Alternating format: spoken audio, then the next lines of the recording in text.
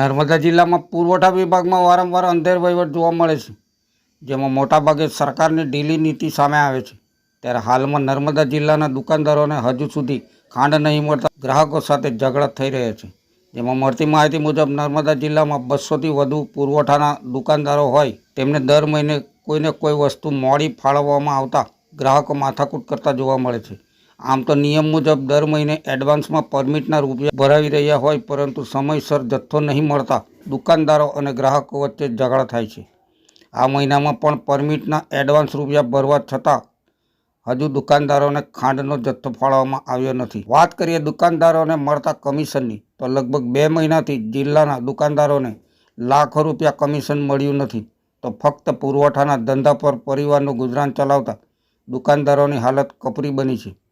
એક તરફ સરકાર એડવાન્સમાં પરમિટના રૂપિયા ભરવાના નિયમ બનાવે છે, ત્યારે બીજી તરફ કમિશન આપવામાં વિલંબ કરે તો જાય કહાં જેવો દુકાનદારોનો ઘાટ જોવા મળી રહ્યો છે.